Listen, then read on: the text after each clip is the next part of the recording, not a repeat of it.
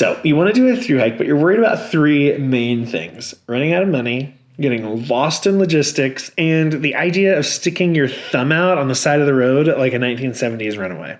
Totally valid fears. But here's the deal. These fears are way less scary than you think. So let's break it down. Hey y'all, I'm Jeffrey, and before we dive in, if you want more tips on conquering your trail anxieties, grab my free ebook, Trail Boss, a semi-helpful guide to conquering your outdoor fears. Just click up here, or you can find it in the description below.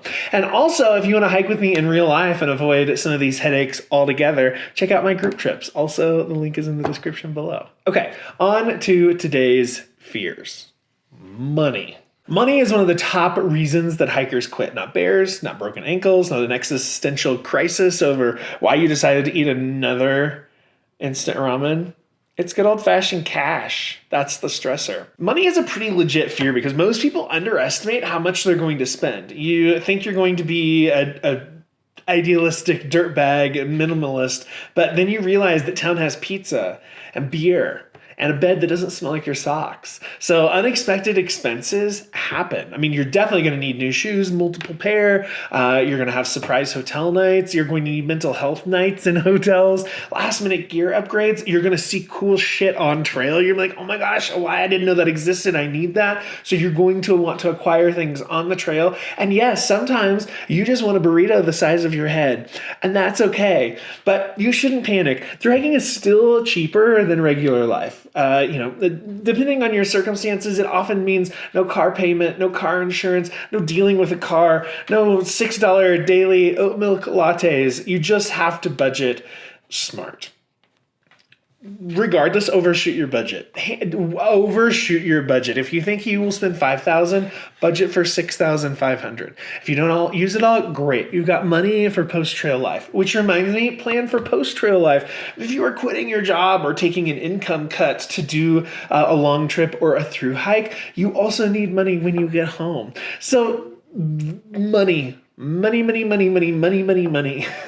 find ways to cut costs. Share hotel rooms with fellow hikers. Resupply smart. Maybe you don't make, fancy new gear your coping mechanism for every bad day. But be mindful of money. It is going to cost more than you think. If you can find me a thru hiker who's going to tell you that their thru hike costs less than they planned for it to cost, have them call me. I don't think they exist. Next is logistics. They can get real overwhelming really fast, even for a small trip. Hello. Hey, if you are sitting there thinking, oh, I want to travel more, I want to go on more adventures, come with me. I host trips around the world. We've been hiking in Patagonia, we went looking for the Northern Lights in Iceland, trekking in Nepal, camping in Banff, Canada, in the Canadian Rockies. We do it all, and we have a real good time. Everyone's welcome, and all the details for any current trips, just click that little bubble up in the top corner, or go to my website, jjb.life/travel. And we almost always make at least one group cringy TikTok. So come hang out with us. We're a real good time. Before my thru hike, I thought I had to plan every single detail. Resupply boxes, have them pre-labeled with shipping labels, exact mileage per day, contingency plans for every possible scenario short of an alien invasion. Spoiler, I didn't need to do all that. I mean, here's the thing. Some hikers are type A planners who need to know everything in advance. And if that's you, it's okay. But know that no plan survives intact on the trail. Like there's not a person alive who has planned a thru hike and it's gone the way they expected it to go. So if you need to plan your little heart out, but you have to know that it is going to change. It's not a matter of it may change, it is going to change. Now, sometimes, logistics do matter. I mean, you're going to want to know how to resupply in remote sections. Same with like water. You want to know where your next water source is, how to navigate around fire closures. But the thing is, you shouldn't panic when you have to change plans. Most things can be figured out on the trail. You need new gear? Okay, order it in the next town. Pick it up at the next town after that. Worried about a resupply? Almost every stop has grocery options or even a hiker box full of abandoned food. Flexibility is your best friend. Trail life forces you to be adaptable. Plans are definitely going to change, and that's just part of the adventure. You just have to, it's kind of obnoxious to say, but you got to trust the process. You have GPS apps like Far Out. I mean, that is what most every long distance hiker uses. And that makes logistics laughably easy compared to what life was like without it. But, I mean, at the end of the day, you're never really lost. Unless you forget to charge your phone, didn't bring a paper map, did not charge your GPS. There are circumstances, but all that to say, well, I'm a really easygoing person. I am the type of person who travels. I've been on flights to countries that I'd never been to and realized I hadn't booked a hotel yet. I travel a lot for work, and in combination with me being casual about travel because I do it so much, that in combination with it just being my personality type to not be as organized, I have learned that it always works out. As long as you are prepared to a certain degree, it will work out. You just have to be ready to pivot on the spot. I think that's a really important lesson. Even for me, as much as I am okay and accustomed to going with the flow, that was one of I remember saying that multiple times at the end of the trail. People would ask, oh, how is it? And they're like, oh, it's amazing, blah, blah, it's so hard and all these things. But I remember saying, I'm so tired of trusting that things are going to work out. Because I know that they will, but it almost becomes emotionally exhausting to be like, I know that I need to hitchhike from this trailhead on this random road in this place that I've never been.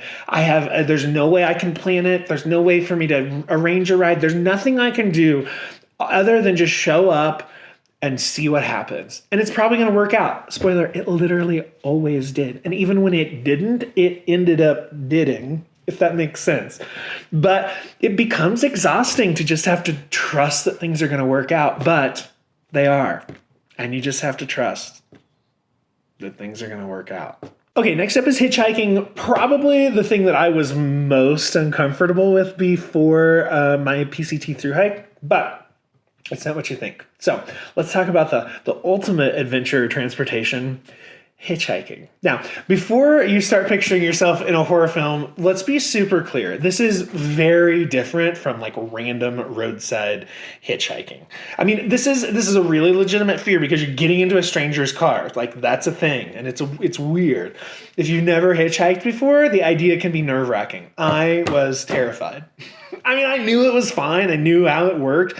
But the first time, I hated it. I was so terrified. But here's all the reasons why you need to cool your freaking jets, okay? Here's the thing. This is not random hitchhiking. You're catching a ride from trailheads and places where locals live and expect hikers. They know this routine. I mean, some people do it as just a goodwill gesture. They're just passing by, or they're making a day of it because they are a hiker and they just love to help. Others do it as a side hustle. And, I mean, at the end of the day, hikers, especially through hikers, we're basically walking dollar signs because we're desperate. So there's also people providing hitches who are expecting payment. I have other videos about that. That can be its whole awkward thing, but that's not why we're here. The vast majority of hitchhiking experiences are totally fine. In fact, some of the most interesting stories, the best trail magic, has come from the random people who have picked me up on trail. So here is some tips for hitchhiking safely. First and foremost, I wouldn't advise hitchhiking alone if you can help it. It's not always avoidable, but group up when possible. If you know you have an upcoming place where you might need to hitchhike, maybe be conscious of who's around you, who's passing you. Are they hitching? Maybe you can hitch with them. Next, especially if you're by yourself, take a photo of the license plate. Text it to a trusted contact or something like that. If you don't have reception, send it so that it sends once you have reception. we've all probably done that, or any woman has done that at some point, I'm sure. I'm sure men might not relate. But it's also okay to say no. If a ride feels like sketchy, don't take it. And if you're already in the car and then things start to feel weird, just ask to get out at the next safe spot. There's no aversion to awkward conversation that's worth sacrificing your safety, or at least in my opinion. You've got to trust your gut. You know, if a dude drinking a Bud Light offers you a ride, maybe that's not the hitch that you want to take. True story that happened to someone the year I did the PCT. They got in a hitch and it was fine. They didn't feel unsafe, but he had a beer in the console. So it's up to you. Just be prepared to advocate for yourself. And if you're uncomfortable, say something. And if you can avoid hitchhiking alone, that's going to take care of 90% of your awkward, stressful situations. Even if it does get awkward, at least you'll have somebody to laugh about the story with, right? Okay, so there you have it. Money, logistics, hitchhiking. Those were the next group of 3 big fears when I polled my audience about what the top fears were that were keeping them from backpacking. But none of these should keep you from hitting the trail, because you know to budget wisely, to plan for flexibility, and to be really smart about your hitchhiking. And remember, the biggest risk is not hitchhiking, running out of money, or getting lost. It's never starting in the first place. Hey, if you're loving this series and want more tips on conquering your backpacking fears, check out the full Trail Boss video playlist for the whole series. The link is in the description below. And don't forget to grab my free ebook, Trail Boss, a semi-helpful guide to conquering your outdoor fears. And if you want to skip the logistics headaches and just have an epic adventure with me, check out one of my group trips. I host trips all over the world. We have so much fun. It's so much fun for me to take people who want to be having more adventure on said adventures. All you have to do is show up and hike or raft, or they're not always adventurous. Sometimes we just go to relax and chill in Nordic spas too. All right, it's my time. Like, subscribe, do all that good stuff, and we'll see you in the next episode where we're going to tackle wildlife fears, bears, snakes, and other critters that won't kill you. I promise. Until then, happy trails, y'all. Want to watch another video? Click here. Want to learn more about my upcoming trips? Click here. Want to subscribe and like all my videos and turn those bell notifications on?